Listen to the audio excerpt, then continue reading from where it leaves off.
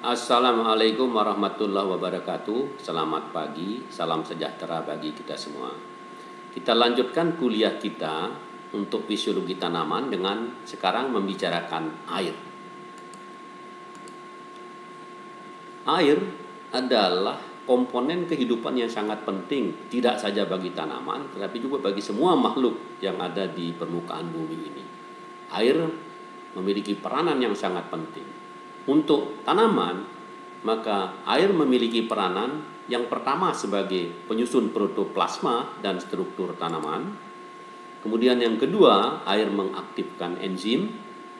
Yang ketiga, air berperanan sebagai pereaksi, misalnya di dalam reaksi-reaksi hidrolisis pati menjadi gula. Kemudian air akan meningkatkan respirasi. Yang kelima, air adalah sumber hidrogen untuk proses fotosintesis. Yang keenam, air adalah pelarut dan pembawa senyawa. Dan yang ketujuh, air berperanan di dalam menjaga turgor sel-sel tanaman. Kita bicarakan satu persatu. Air sebagai penyusun protoplasma dan tubuh tanaman. Kalau kita melihat anatomi dari sel tanaman, maka kita akan melihat bahwa di dalam sel air adalah bagian dari penyusun daripada seluruh tubuh dan sel tanaman. Jadi pada sel tanaman kita lihat di sini, dia adalah penyusun protoplasma. Jadi di sel ini di samping ada isi sel juga ada sitoplasma, kemudian di dalam setiap isi sel juga terdapat juga air sebagai penyusun dari bagian-bagian daripada sel tersebut. Kedua, air berperanan di dalam proses perkecambahan. Dalam proses perkecambahan, pertama-tama air akan mengaktifkan enzim amilase yang ada pada biji atau benih. Kemudian enzim amilase ini akan memacu hidrolisis pati menjadi gula. Kalau kita tahu bahwa benih atau biji itu mengandung banyak sekali pati yang kemudian harus dirubah dulu menjadi gula. Selanjutnya nanti gula akan mengalami proses respirasi yang akan menghasilkan energi atau ATP yang dibutuhkan untuk proses perkecambahan. Ketiga, air sebagai sumber hidrogen dalam proses fotosintesis. Kita ketahui bahwa proses fotosintesis adalah proses di mana karbon dioksida bersama-sama dengan air melalui bantuan sinar matahari dan terjadi pada kloroplas, maka akan menghasilkan C6H12O6 yaitu glukosa atau gula secara umum ditambah dengan oksigen. Jadi dilihat di sini pada proses fotosintesis ini air adalah supply hidrogen. Kemudian yang keempat, air berperanan di dalam menurunkan suhu tumbuhan. Kita ketahui bahwa apabila terjadi proses sinar matahari yang terlalu panas atau iklim yang terlalu panas, maka air akan melakukan evaporasi. Air dari dalam tanah diabsorb oleh akar dan kemudian ditransport ke seluruh bagian tubuh tanaman dan kemudian dievaporasi oleh daun melalui daun untuk menjaga suhu dari tumbuhan untuk tetap pada suhu yang ideal. Yang kelima, air adalah juga tempat tumbuh dari tanaman. Jadi ada tanaman-tanaman yang tumbuh di media air. Kita lihat di sini adalah seperti bunga teratai misalnya. Kemudian yang keenam, air berfungsi berperanan juga untuk menyebarkan benih.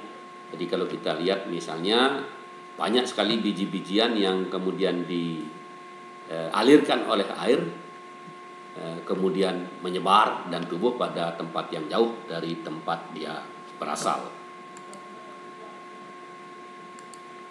penggolongan air secara biologis. Maka kita akan melihat untuk kebutuhan biologis pertumbuhan tanaman, air itu ada 4 macam. Yang pertama adalah air gravitasi. Air gravitasi adalah air yang turun karena gaya gravitasi bumi, berada pada pori makro, dan bergerak cepat sehingga tidak dapat diserap oleh akar tanaman. Jadi air gravitasi.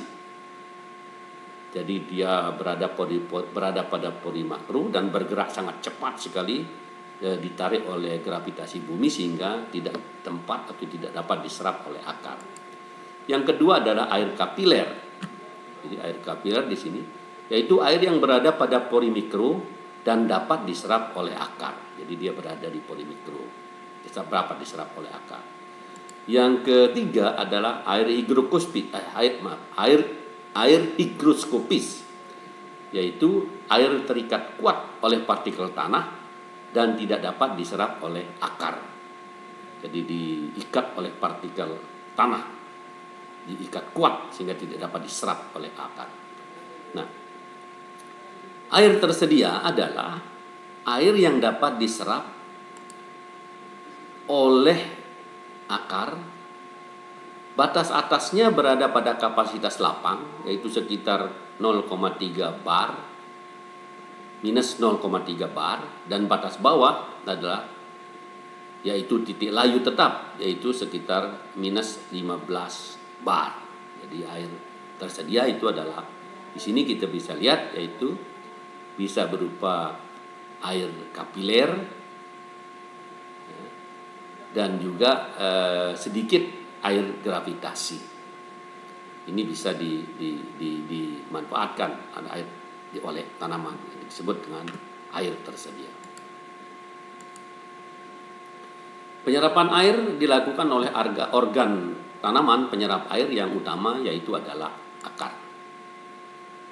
Mekanisme penyerapan air ada 2, mekanisme penyerapan secara aktif, di mana terjadi aktif osmotis, yaitu akumulasi solut akan menurunkan potensial solut menjadi lebih rendah dari potensial sekitar, sehingga air kemudian masuk. Air mengalir dari potensial tinggi ke potensial yang rendah.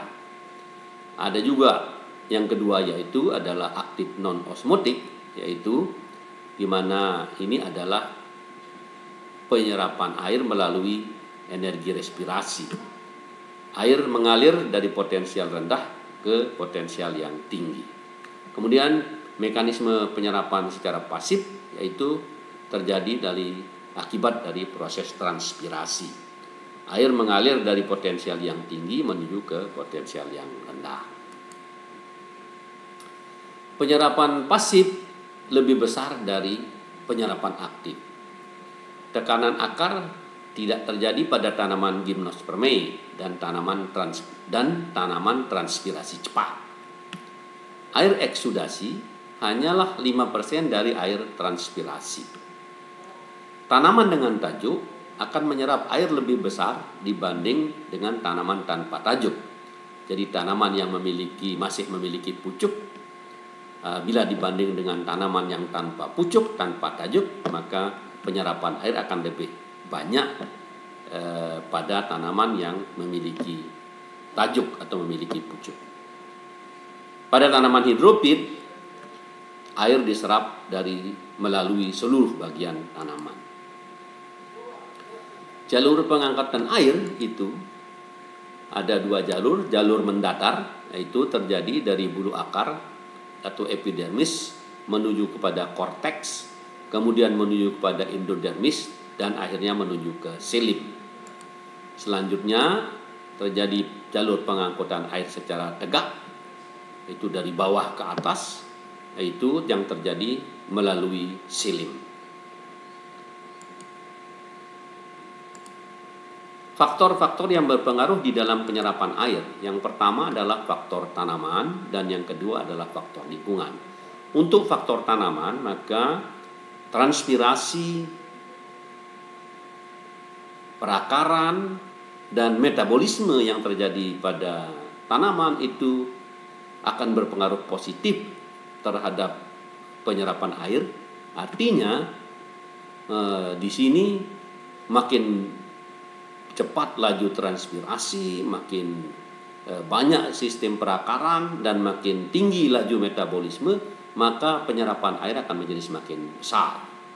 Untuk faktor lingkungan, ketersediaan air dan aerasi berpengaruh positif bagi penyerapan air. Artinya ketersediaan yang lebih banyak dan aerasi yang lebih cepat itu akan menyebabkan penyerapan air yang lebih tinggi. Sedangkan konsentrasi larutan akan berpengaruh negatif terhadap penyerapan air, di mana bila konsentrasi larutan makin tinggi, maka penyerapan air akan menjadi semakin rendah. Suhu optimum untuk penyerapan air pada suhu tanaman adalah 30 derajat Celcius. Bila lebih tinggi, sel rusak, sedangkan bila lebih rendah, metabolisme, pempanjangan akar, difusi, permeabilitas membran turun, viskositas air, plasma, dan koloid akan naik. Pengangkutan air melalui silim terjadi dengan mekanisme berikut. Pertama, terjadi dengan teori fisika, di mana terjadi proses imbibisi, proses kapiler, tekanan kohesi, dan tarikan transpirasi. Pada tekanan kohesi dan tarikan transpirasi itu, kohesi adalah peristiwa tarik-menarik antara molekul-molekul sejenis, jadi air dengan air. Sedangkan adesi adalah peristiwa tarik-menarik molekul yang berbeda, yaitu tarik-menarik antara air dengan dinding silim. Adanya kohesi dan adesi, maka terbentuklah kolom air bersinambung dari tanah menuju akar, batang, sampai ke daun. Transpirasi akan menurunkan potensial daun lebih rendah dari potensial batang, sehingga terjadi aliran air dari batang menuju daun. Potensial batang menurun lebih rendah dari potensial akar, sehingga terjadi aliran air dari akar menuju ke batang.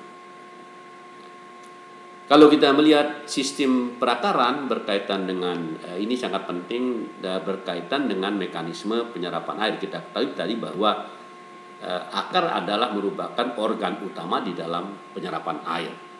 Yang pertama, variasi perakaran seperti perakaran pada wortel, yaitu terjadi pembengkakan akar, sini akar membengkak.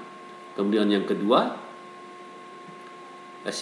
variasi perakaran bintang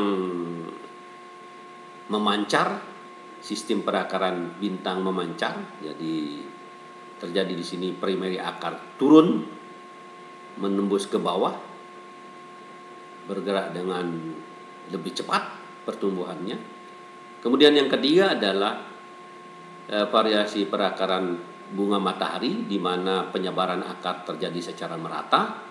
Dan yang keempat adalah variasi perakaran wheat oat secara berserat, di mana akar menyebar, tumbuh, menumpuk seperti membentuk sebuah serat. Demikian kuliah kita pada kesempatan ini untuk membicarakan tentang air, dan pada kuliah selanjutnya nanti kita akan lanjutkan untuk membicarakan hal-hal yang berkaitan dengan materi-materi fisiologi tanaman yang lain. Terima kasih. Assalamualaikum warahmatullahi wabarakatuh.